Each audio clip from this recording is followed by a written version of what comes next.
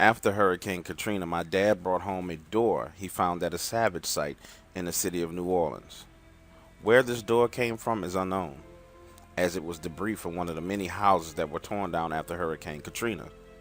The door was white and was in very good condition, although it did have some weird symbols etched into it. My father simply painted over it and was excited about replacing our front door with this new old-fashioned Victorian-style door. 2 days after Dad installed the door, things started to get weird. At 3 a.m., we were all awakened from the sound of pounding on the front door. It sounded like someone was kicking the front door of our house. My dad ran to the front with his gun in his hand and swung open the door, but no one was there. The next night at 3:30 a.m., the front door just opened on its own, setting off the alarm in the house and causing me to almost die of fright. Then things started happening in the daytime. I would come home from school, close and lock the front door, only to walk by minutes later and find it wide open. This went on for almost 2 months until one evening about 8:30 my entire family sat eating dinner when the door began to rattle and shake. My mother finally had enough of this and decided to get holy water and bless the front door. As she sprinkled holy water on the door, we could hear screams and moans that sounded like someone was being tortured. These had to be the sounds of hell. And then the door swung open, nearly hitting my mom in the face. My father had enough. He took a hammer and a chisel, began trying to take the door off the hinges, but it would not budge. Finally, he took an axe to the door frame to remove the door, dragging it out of the house to the front yard. We spent that night with large plastic bags taped across the entryway to our home. The next morning, my dad rebuilt the door frame. We all watched that Saturday morning as someone drove by in a pickup truck. He got out, inspected the door, then quietly picked it up and put it in the back of the bed of his truck and drove off. I don't know where that door is now, but I'm glad it's not here.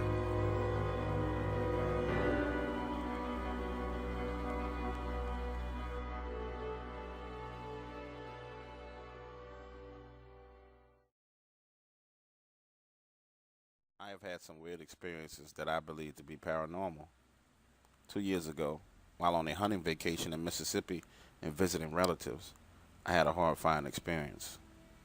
The night we arrived at my brother's cabin, everyone partied and had drinks. I went to bed around 2:30 a.m. While laying there playing solitaire on my phone, I heard a laugh outside my bedroom window. This sound was not normal, and it was a distance away from the cabin. Mentally, I wrote it off as if someone had gotten drunk and was just playing around in the woods. A few minutes later, I started to get the feeling that someone was watching me, a feeling that I couldn't shake. There was a small light in the corner of the bedroom, but the way I was feeling, it made me feel like I was in a spotlight. When I climb out of the bed, reaching to turn off the light, I hear it again. The most evil, demonic laugh.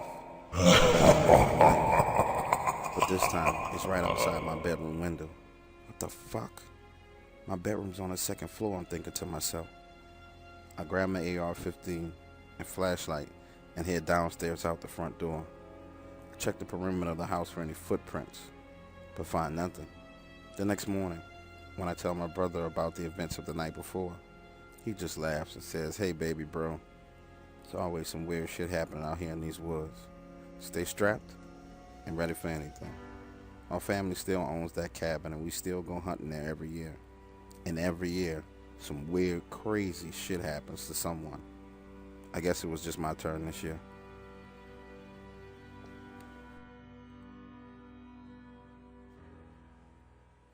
I've always been a skeptic, the kind of person who has to see it to believe it. It's this skeptical nature that I believe has got me into the situation that I'm currently in. I feel like I'm always being watched, like there's a presence surrounding me. Day in and day out, something or someone is there. It all started about a year ago when I used to live in Baker, Louisiana. Small town, outside of Baton Rouge, Louisiana. One night, we went out for a birthday party. My friend was making 21 years old. Up until this point, I had been known as the cool dude. Things would change after this night. After partying and drinking and having dinner, we all piled into one car and headed home. It was about 1 a.m.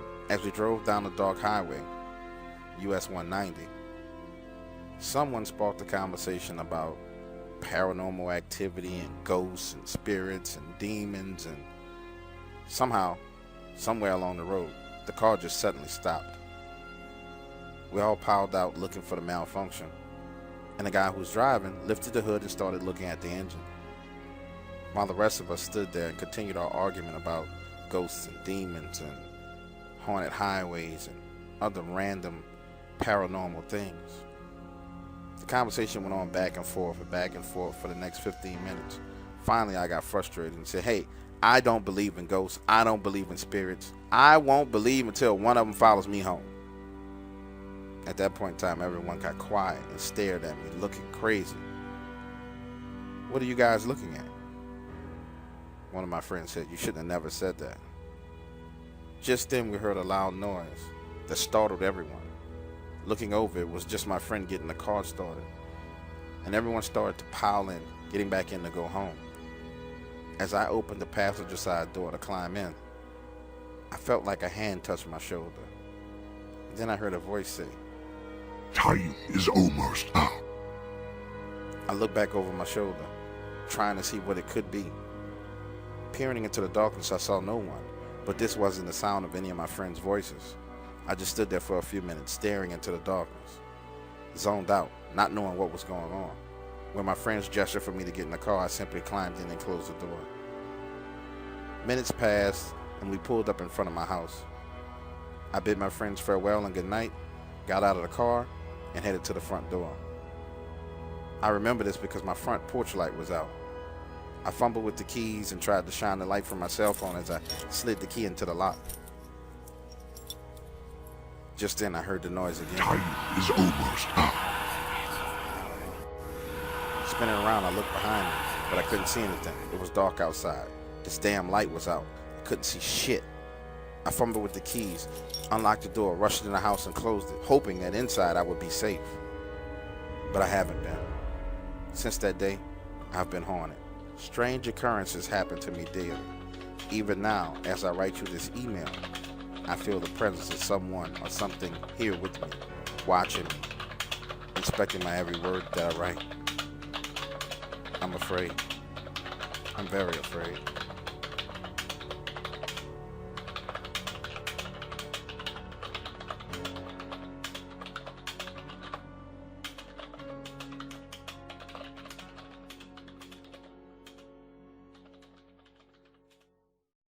I will keep this story short. I joined the military 3 years ago because I wanted to work as a hacker. When I enlisted, I was 24 years old, much older than the average person of enlisting age. I was quickly admitted to the hacking program and sent to Virginia, where the classes were conducted. The training was scheduled to be a 3-month intensive training program with a final examination that would decide if you were admitted to the National Security Agency, also known as the NSA. I cannot disclose what tools we used during the training classes, but we did surf the deep web, and we also did mock hack attacks. I proxied through Russia to hide my IP address as added security and surfed through link after link of random web pages. Finally, I found a link to a website that stood out to me. I'm not sure why, but the link was 75718766772.html. Clicking this link is where things took a turn for the worse. It brought me to a web page full of live streaming videos. Briefly, I turned away from the computer to answer my brother's phone call. And when I looked back, I could see 2 men with hatchets chopping what looked like human legs. One man held a handwritten sign up to the camera, $3,000 to see the skull split open. Looking closer, there were people funding this shit. A donation of 3 Bitcoins was placed, then another for 500 Litecoins. I sat there in horror as the donations quickly added up to $3,000. Then the men displayed a severed female's head. The face was clearly of Asian descent. Next, they proceeded to place it on a table and smash open the skull. Using a metal tool, one of them pried it open and removed the brain, only to smash it on the table. The whole scene was gruesome and completely fucked up, and I could feel my stomach turning. Then, they held up another sign that said, "Next show in 5 hours. You choose the victim for $4,000. The camera was turned to display 3 women and 1 child. All were Asian descent, bound and gagged, sitting on the floor. Overcome with the urge to vomit, I rushed to the bathroom. When I returned, the camera feed was down. Feeling disgusted and helpless, I powered down my computer. The next morning, I called my instructor from the hacking class and told him about the website. He seemed rather jaded when he told me there were many websites like this on the deep web, and he once was part of a task force to track down a few sites, but they were not able to even remotely find a location of these incidents. Our call ended with a stern warning about the deep web and a reminder to triple proxy when I was surfing. I continue to surf the deep web to this day. I'm not afraid, but I urge you to be cautious if you decide to try and enter this domain. Okay guys, so this is your friend Dark Waters, and it's my first time actually reading the horror stories myself. I think I did an alright job. I'm a little bit self-conscious about the southern New Orleans accent, where we kind of slur our words, and we kind of draw out syllables, but I think it sounded okay. I think it'll get better with time. So I would like to hear your opinion. Like, subscribe, and comment. Tell me what you think. For those of you who are just checking into Dark Waters for the first time, see that red button right there. Go ahead and click it and subscribe so you can get access to all the future content that is coming out. I took some time to put up click these 2 links, and it'll take you to some of the other content that I have there. We have a couple of Dogman encounters coming, some Bigfoot encounters coming from my friend Steve out in Arkansas, and a lot more on the way. So right now, guys, we're at 36 subscribers. By the end of this month, I would love to be at 100 subscribers. So if you haven't subscribed, but you kind of come over and listen and check out the videos, go ahead and subscribe and become a member of the Dark Tide, because I have big plans for us, guys. Let's go. See you on the next video.